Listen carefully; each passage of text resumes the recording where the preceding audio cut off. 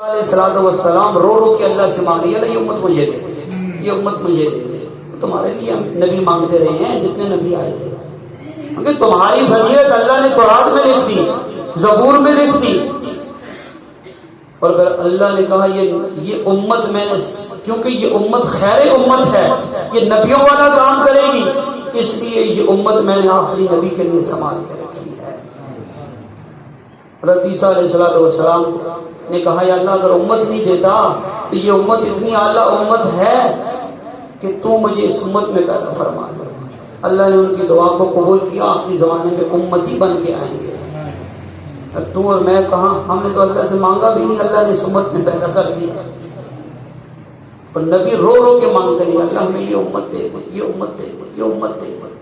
اگر یہ امت نہیں دیتا تو اس امت میں پیدا کر دے، کیونکہ یہ خیر امت ہے، کنتم خیر امت، تم بہترین امت ہو۔ اللہ نے کہا نبی کے تذکرے، نبی کی عظمت کے ترانے تو دنیا میں بجیں گے، لیکن نبی کے ساتھ جو جڑتا جائے گا میں اس کے ترانے بھی دنیا میں آنے سے پہلے عام کر دوں گا۔ مثلہم فی التوراۃ و مثلہم فی الانجیل، صحابہ کے بارے میں اللہ کیا کہہ رہا ہے؟ وہ ان کی نشانیاں میں نے قرآن میں بتا دی۔ ابو بکر کوئی عام ابو بکر نہیں، عمر کوئی عام انسان نہیں۔ جب یہ نبی کے پاس نہیں آیا تھا تو یہ صرف ابو بکر تھا، لیکن جب نبی کے قدموں کے ساتھ لگا تو نبی کے قدموں کی برکت سے میں نے اس کو ابو بکر صدیق بنا دیا۔ عمر تھا، نبی کے ساتھ جڑا، میں نے اس کو عمر فاروق بنا دیا۔ عثمان تھا، نبی کے قدموں کے ساتھ جڑا، میں نے عثمان ذی النورین بنا دیا۔ حیدر صرف حیدر تھا، لیکن جب نبی کے قدموں کے ساتھ جڑا تو میں نے اس کو شیر خدا بنا دیا۔ ہائے کیسی قوم تھی۔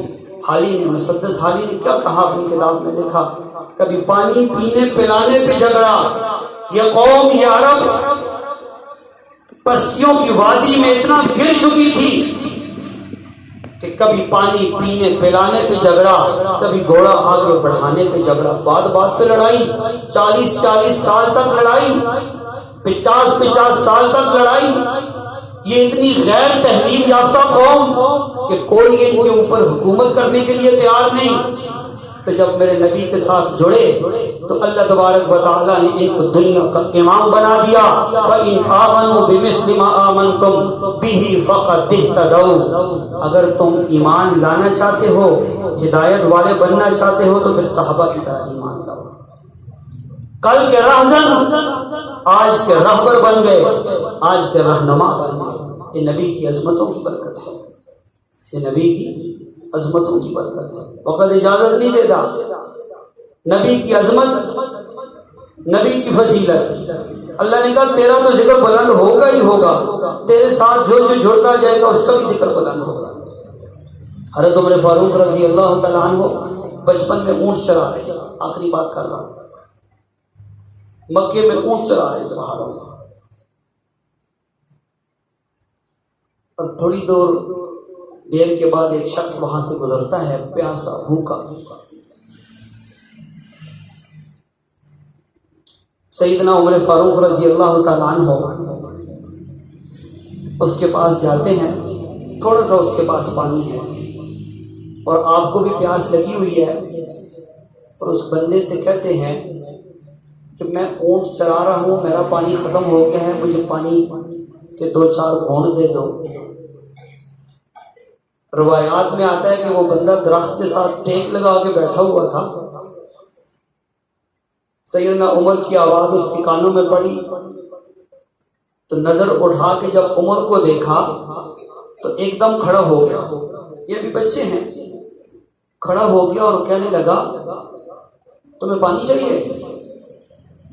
اور سر سے لے کے پاؤں تک عمر کو دیکھا اور کہنے لگا کہ پانی تو میں تمہیں دوں گا، لیکن تمہیں میرے ساتھ ایک معاہدہ کرنا پڑے گا، تمہیں میرے ساتھ ایک ایگریمنٹ کرنا پڑے گا۔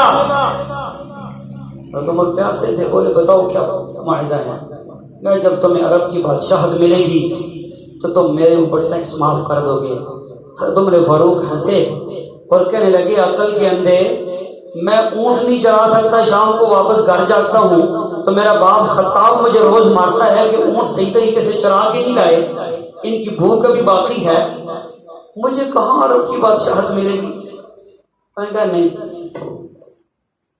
تم یہ اقرار کرو کہ جب بادشاہت ملے گی ٹیکس معاف کرو گے۔ تو میں نے کہا ٹھیک ہے۔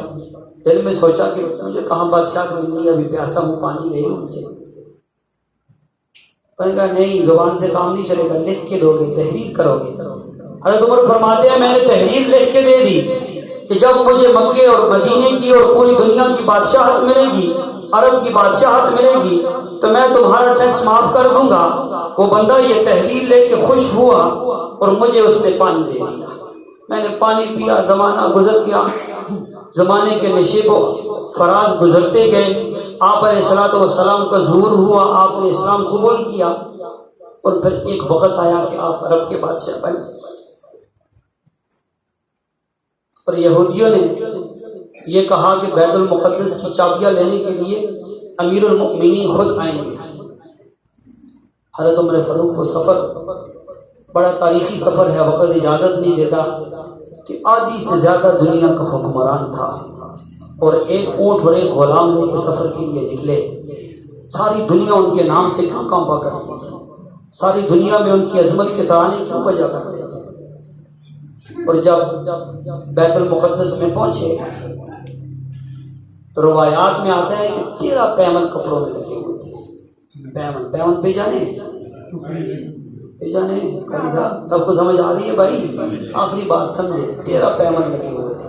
اور اللہ کی شان کہ جب بیت المقدس کے اندر داخلے کا وقت تھا تو باری غلام کی تھی، غلام اونٹ پہ سوار تھا اور وقت کا حکمران اونٹ کی نکیل پکڑ کے چل رہا تھا، دنیا کو بتایا کہ عدل ایسے ہوتا ہے۔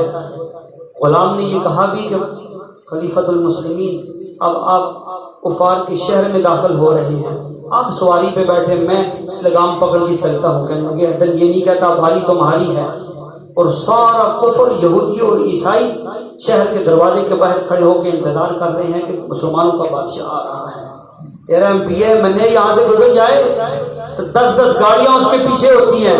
آؤ، دنیا میں اگر تم امن چاہتے ہو، دنیا میں اگر تم عدل چاہتے ہو، دنیا میں اگر تم انصاف چاہتے ہو، صحابہ کے قدموں میں آؤ، نبی کے غلاموں کی طرف آؤ، صحابہ کا طرز حکومت اپناؤ، عمر کا طرز حکومت اپناؤ، خدا کی قسم ساری دنیا میں امن آ جائے گا، شیر اور بکری ایک جگہ پانی پائیں گے۔